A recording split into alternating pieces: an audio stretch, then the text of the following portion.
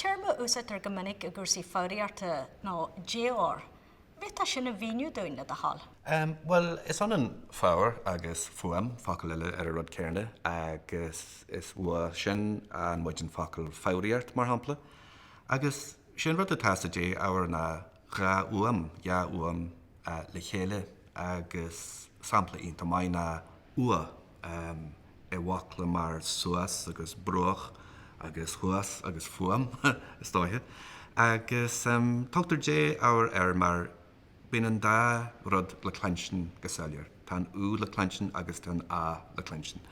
Agus sin is marialar sin a thugtar dé áhar Agus mín deacrar bíag fól mar éile sin na fuaimeanna sin? Ja, is rud ionintach atá ar bhealach mar níor se deacar a réit, níor an uam héin deacar ar bhealach ar bí. Níl le deanú agatach ú agus a réit sin é chéile agus tá leat. Ach is dóthaí go míon fuaimeanna béarla a chuiriste ar líní. Bíon na fuaimeanna sin ar intin acu agus iad a cant in Gaeilge. Cur gas an ó dúbailte sin na bís I bhacla mar good agus wood agus food.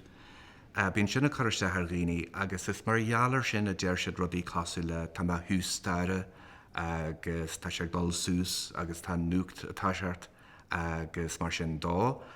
Agus beidir go míon fuaimeanna Gaeilge a chuiriste arú fasta tá dú fadas a Gaeilge ar ná, sú agus cú agus facla mar sin. Agus bíon daoine rubbe cinál fríde chéile mar dhealar sin agus ua bíon siad fríde chéile acu. Ach, na cumar bhla má hiictar thu, fiú mar mén tú omnan bacht agus cring. Deartha sin cearcalór ach go minic bíon céal a brethir seo. Le loimean sin ua agus ú.